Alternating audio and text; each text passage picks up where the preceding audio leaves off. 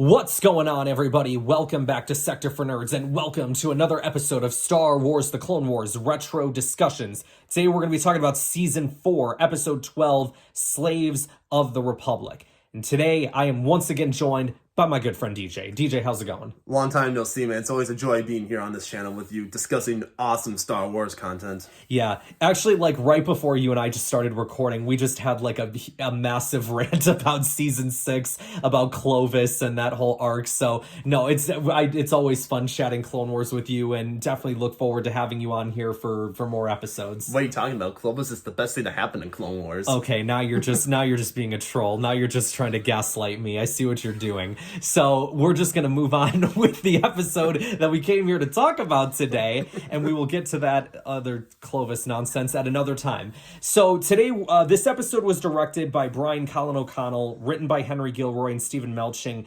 The cookie for this episode, which I actually thought was a really interesting one, those who enslave others inevitably become slaves themselves. And I would like to point out, well, obviously, we're going to see it throughout the whole episode. Oh, we will, won't we? And even into the next episode too, we kind of show that. You know, TJ, I actually was thinking about this episode though earlier today when I watched it.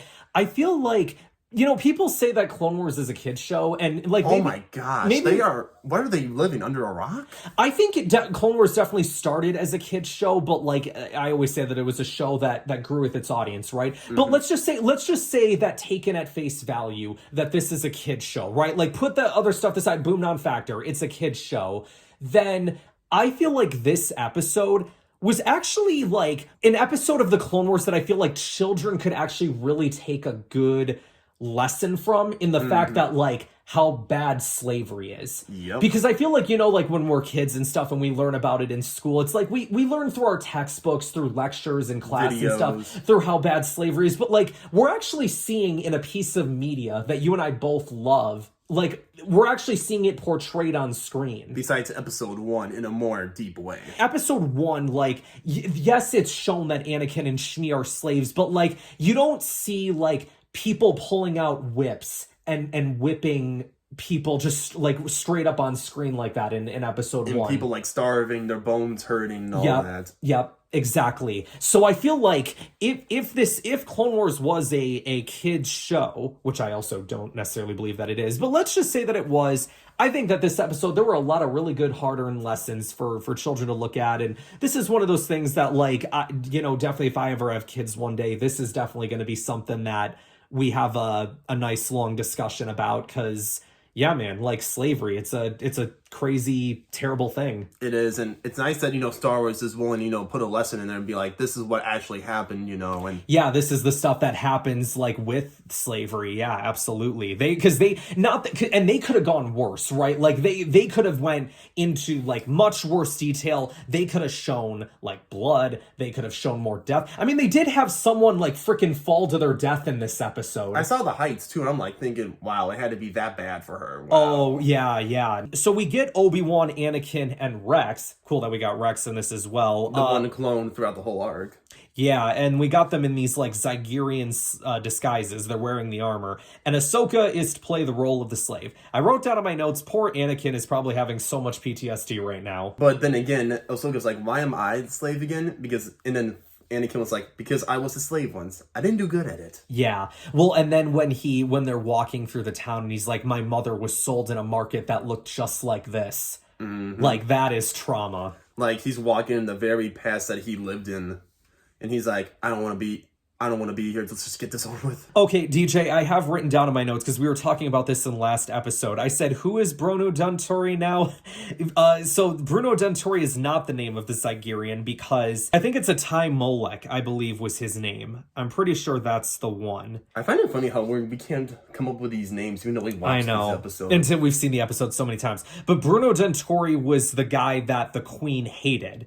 And Lars Quell, the name Lars Quell was the name that Anakin had when he went to introduce himself to the Queen. That's right, yep.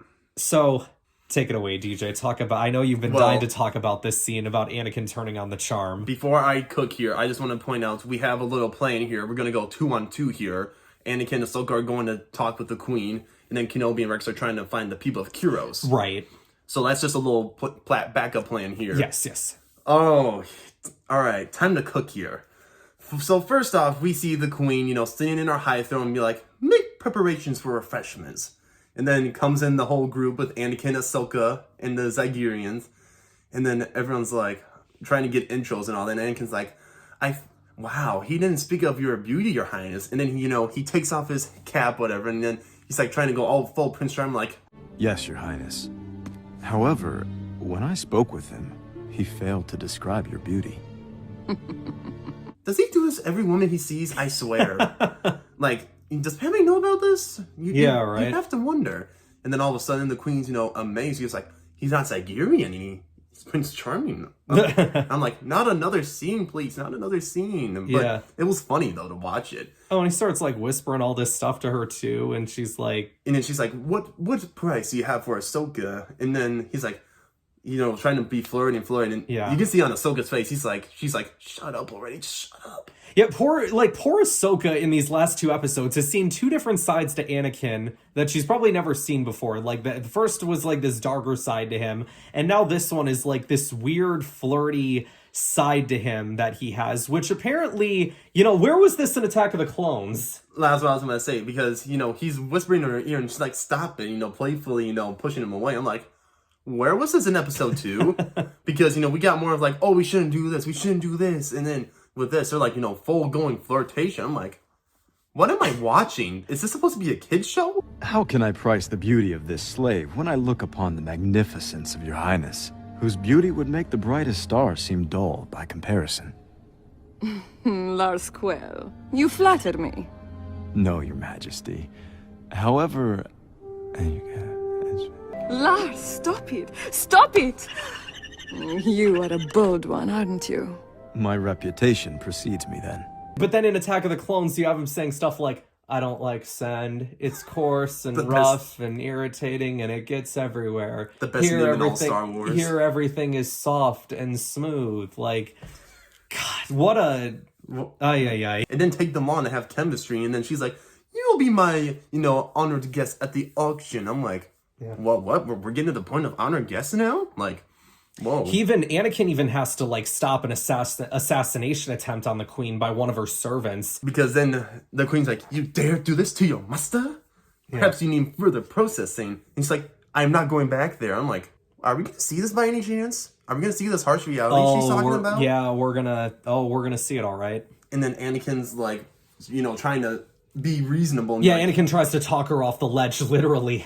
And then she's like, nope. And then she falls back, almost like the person in the Mandalore arc that we talked about. That's exactly what happened, yeah. So moving on to Obi-Wan and Rex and their side of things, they end up finding Governor Roshti. Roshti ends up passing out because the dude's probably been, like, tortured to death at this point, and he sees somebody else walk in, probably he thinks is ready to do more.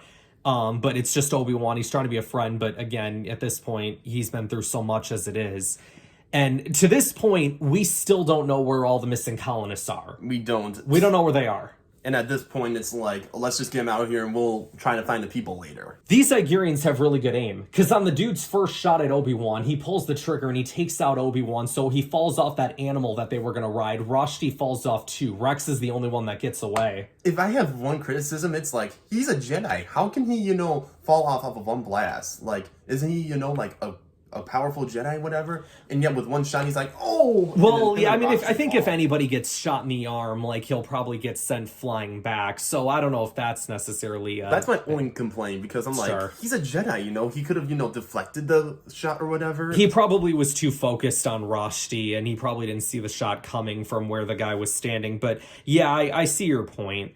So moving then into the slave auction scene, we get a whole scene when Kenobi's in for like interrogation, whatever. Oh, yes. And then that one guy who recognized him from the hologram, he's like, I never forget a Jedi. Yeah. Dude, these guys, like I said, we talked about it last week, but these guys hate the Jedi because they ruined their slave empire the first time and looking to try and stop it again. So it's just like, yeah, they do not like them. Like, seriously, it's like the biggest grudge. One of the things we talk about, too, like Ahsoka's outfit, I actually wanted to bring this up from the behind the scenes. We talked about last week how this arc was originally in the comics.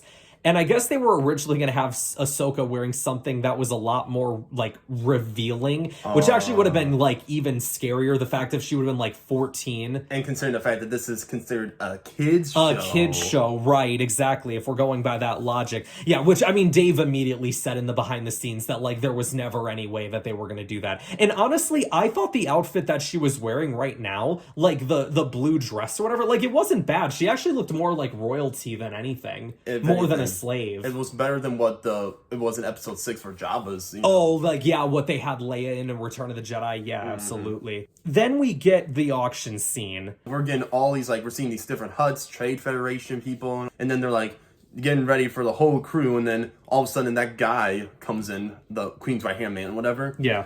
He's like, my queen, I have urgent news. And then the Queen's like, before we begin the auction, I have a special announcement because they were about to get the governor for auction, whatever, and his people. They're like, we have a Jedi here, Obi-Wan Kenobi. And then you see all these people like, the Jedi are useless. And then she's like, my friends, the Jedi are slaves to the Republic. Yeah, that was a crazy line. We will ruin them like how we ruined every one of our enemies in the past. And I'm like, whoa, she means business there, because they kind of are slaves to the Republic. It is an interesting way to look at it, isn't it, about the Jedi? Like, the Jedi end up being the ones to serve the Senate, when back in the day it used to be more like a collaboration, where it's like... You see it in episode 1 before Palpatine took over. Right, like the Jedi and the Senate are like... It's kind of like the difference between church and state, like how they're meant to be separate. But with this, it's like the Jedi... Especially as the Clone Wars gets on, it gets to a point where they're now basically the ones serving the Senate. And that was one of the things that, ironically enough, Dooku ended up criticizing the Jedi about. And then ironically, he's the one that goes to the dark side. But and a lot of other Jedi have said too. But yeah, I think that is definitely an interesting thought of, like, I don't think the Queen was too far off in what she was saying. And then she was like this, like, my friends, they serve a corrupt Senate and they are too blind to see it too. I'm like, wow, how is she not far off? Next thing you know, she's like, whip him to prove your loyalty. I'm like, this is gonna go well. When they brought Obi-Wan out and everyone started booing, I immediately thought of, like, our wrestling, because we're big wrestling fans. Like, man, what heel heat. I'm like, they bring out a Jedi and just boo! Like MJF coming out in AEW. Yeah, right, exactly. So then Anakin gets out there and he's like, looks like I'm gonna have to teach you a lesson, old man. And Obi-Wan's like, I knew you'd have a backup plan. And then it reminds me a bit of episode 6 here. You will agree with me.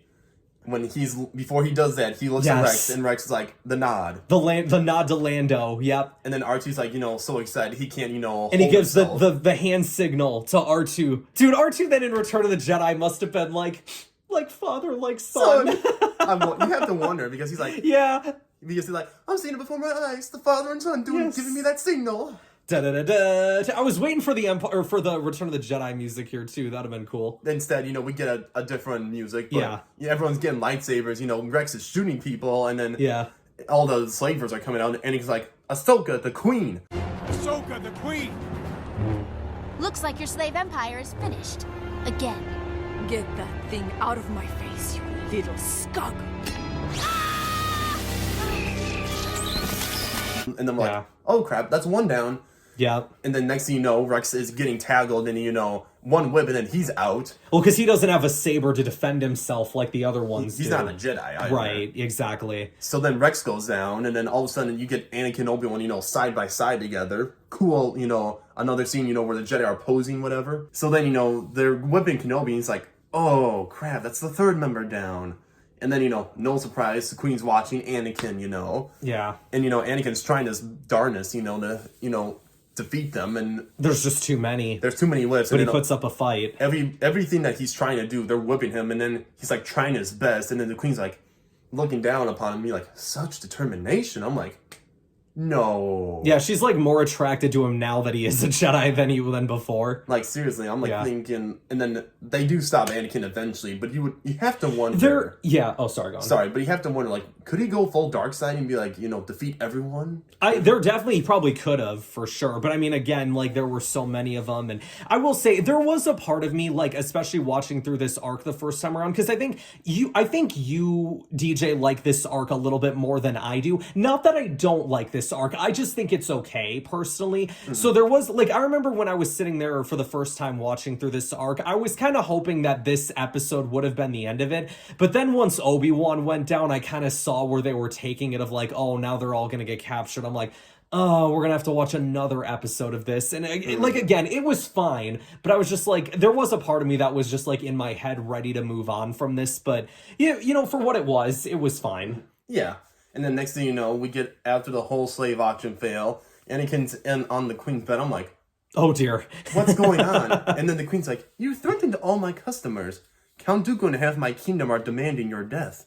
And then Anakin's like force choking her and being like, where are my friends? And then the queen's like, release me and, you know, I'll tell you whatever. Because she's like threatening him practically. Next thing you know, she's like, my bodyguard. You're my bodyguard now. Yeah. When she's like, Jedi, general, now servant. What?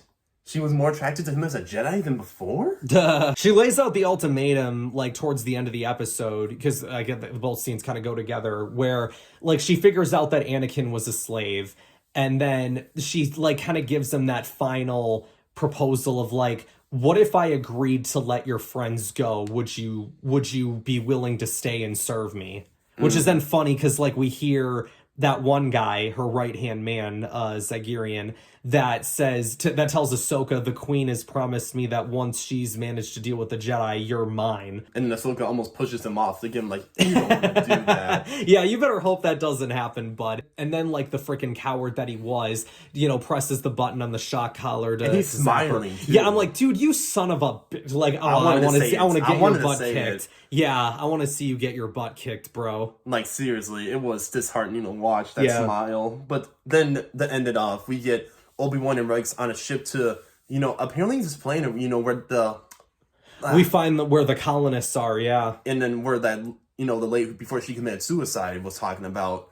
Because then the guy's, like, in his, you know, wheelchair, you know, the fat king like he is, apparently. Oh, I didn't even think... Oh, dude, you actually just brought up a really good point. I didn't even think about that as, like, that's their processing camp, is Kadavo. Yep. I didn't even think about that, but that's actually a good... I think you're right. The place where they break everyone. Yeah, yeah. And for Obi-Wan, it's like, oh, crap. Is he going to take a while, or will they break him immediately? Because it's not meant for the strong. Oh, dude, they already knew how to deal with him right before he came in. Because they're like, well, a Jedi can handle pain. They're very strong. Like, they go through intense training. Like, they're meant to deal with pain. Mm-hmm. But you know what we're going to do is we're going to break their spirit. So the first thing we're going to do is just kill off a bunch of innocent people immediately. Because he's like, I don't have your attention? All right. Presses a button, and you see some people from Kiros fall off, and it's like... Yeah, the Torgrutans. And then Kenobi looks up with anger, like, what are you doing? He's like, okay, there we go. Now I got your attention. So just know that anytime that you step out of line, you're not going to be the one that gets impacted, but all these people will. Which is surprising. That's how you break a Jedi, though. And then they would assume that, you know, his buddy Rex would break with him too, because, you know, he goes as long as Obi-Wan goes. Yeah. Yep.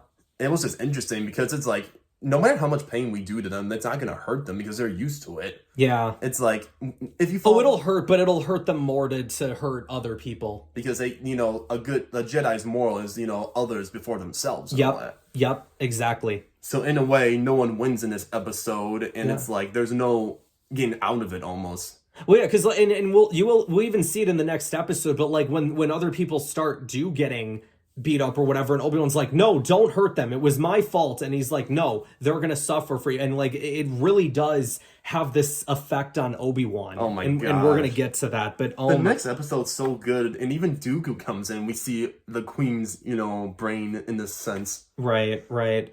So yeah, I can't get enough of it. I love this arc. Yeah, dude, this is a crazy arc for sure. I'll definitely give you that much. Especially as a communication major right now in college, I can learn so much of the communication side from this. How's that? Well, you know, the Queen's manipulation, Dooku being like, I demand you know, give Skywalker whatever. Yeah. And like, just like, you know, hearing the different communication sides and like the persuasion the Queen's trying to get Anakin, you know? Oh yeah, sure. Like talking through the form of persuasion. Yeah. There's just like little bits and pieces right there, educationally right there. Yeah, it's kind of like how Bob Iger got George Lucas to sell him Lucasfilm, like to Disney. Oh my. It's all about that manipulation. It's all about the way you word things and how stuff. you sell your side. Yep, exactly.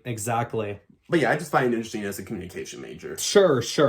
So, yeah, I think that's going to wrap us up for this week, you guys. DJ, once again, as always, thank you for stopping by. Thank you, man. It's always a pleasure to talk Star Wars. Absolutely. And thank you all for checking out this video here today. Make sure you guys like this video, subscribe to the channel, share this video with others, help support the channel, and I will see you guys next time. I see the Queen has given you a long leash. One more step, and I will end her life. Why would you think I care about this slaver scum? Indeed.